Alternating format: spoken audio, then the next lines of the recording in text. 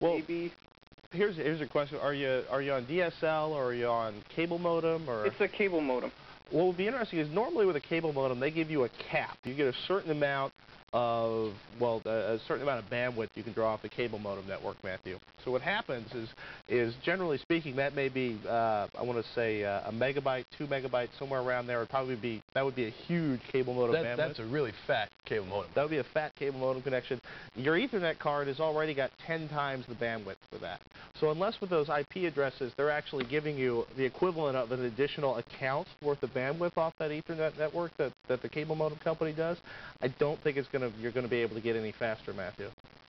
Oh, okay. So let me just understand what you're proposing here. You want to put 2 Ethernet cards in one machine, plug 2 cables from the cable modem into the machine, and try to double the speed, as it were.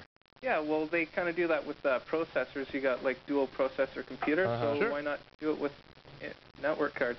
It would work like if you were running a server connected to like a T3. That's actually just about what they do. They put in multiple Ethernet cards, or sometimes a single card that has multiple Ethernet ports on it, and that allows them to sort of pass more information in and out. And I got to say, this is not an area I'm real familiar with, so I should tread lightly here.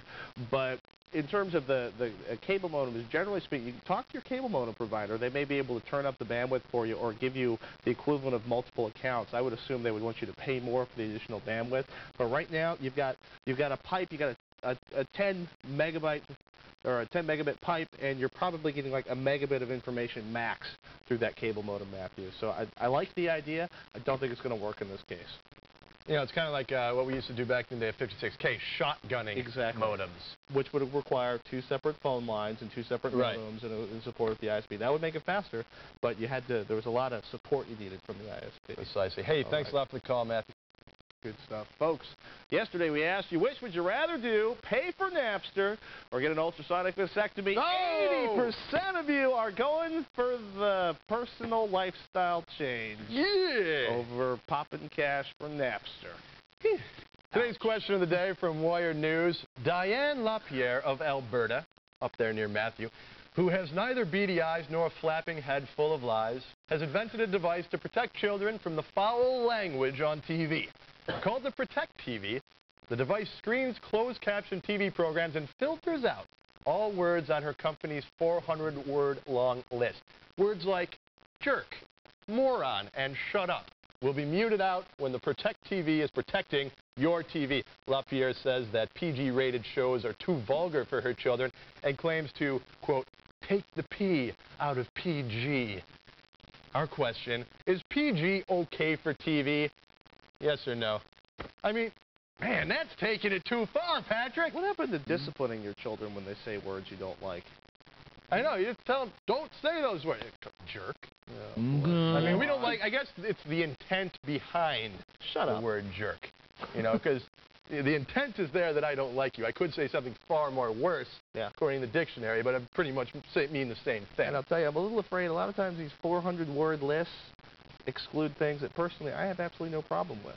Interesting thought. Yeah, they couldn't even watch this show at the time. Well, you got a mouth like a sailor. Yeah, you should talk. All right, now let's check in with Kat for the sight of the night. Yes, okay. Have you ever been sitting at home with nothing to do and decided that you wanted to experiment with items from your kitchen?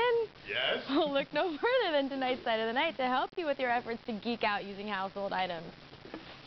Now, this is bizarre stuff. I've done a lot of experimenting with things in my kitchen. You have? Well, I'm sure some of them are on this. What it is basically a bunch of different experiments, and I'm sure you've done a lot of them, like, you know, when you were little in 4th grade or whatever, because they're pretty basic. But it's just a great place to come and find stuff to do with household items. All right. Give me a such as. Such as a matchstick rocket. No, I never did that. Oh, it's actually My mom really wouldn't let me do that when I was a kid. She wouldn't let me say jerk. She wouldn't? Well, now you're big and you can say jerk. Come on. Matchstick rocket. I can't really go into it now, but it's got good pictures. Well, that sounds cool. Yeah, good pictures, really good explanation of what you need to do in order to make your very own matchstick rocket. Yeah. It has electricity from a lemon in case Megan really wanted to learn how to do it because she couldn't figure it out the other day. So go on, kids. Despite what everyone says, go play with matches and electricity. Yes. And the one I'm going to demonstrate for you today is the sugar cube page. And this is the burning the sugar cube trick. And so basically we're going to light the candle. And our floor director was having a heart attack because he thought I was going to set the set on fire. You want me to lift this up for you here? Yeah, you can lift it up. Okay, so we have a lit candle. Okay, so when we light the sugar cube, normally it doesn't really burn, right? But then if you dip it in ashes, you have to get like fine ashes. You can get it from burning a piece of paper or something. Okay, then what it'll do, okay, I'm going to touch it even though it's really gross, is it will actually set on fire. You're Like going to burn yourself, Kat. that. Yeah, just a little disclaimer. See? Now there's a nice blue flame. Make sure your parents are around when you try this. It is real fire. Yes, it is. So it'll explain what that all is. So you can go to thescreensavers.com and check out. I know. You know, it smells literally like we're sitting around a campfire, telling stories, strumming the guitar, and roasting marshmallows. Yeah, it does, doesn't it? Ah, it takes me That's back. exactly what I was thinking. So anyways, to learn more about this really cool experiment, go to thescreensavers.com, check out my article, and I'd love to see more of your suggestions. So send them to me, kat@techtv.com. Thank you, Ms. Wizard. Oh, you're welcome. Megan, anything new on the Screensavers website? Yes, we put a few articles about Winamp and Music Match, which we were talking about earlier. And also, I wanted to thank everybody who came out to see Patrick and I talk about XP last night at the Silicon Valley Computer Society. And I especially wanted to thank little Patrick, who is 6 months old. And if we could take a look at my screen, both of his parents were wearing Got Roots shirts last night when they came. And his dad is still wearing a Got Roots shirt. And also, you remember the cell phone was ringing earlier? Patrick, that was your cell phone. And there's one missed call and there's a voicemail. Should we listen to it on the air? Sure. What's a little FCC Oh, violation? Wait. Oh, yeah, we can't listen.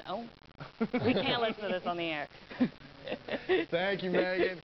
Hey, stay where you are, because coming up after the break, we'll dissect the anatomy of the evil email hoax. Screensavers continues.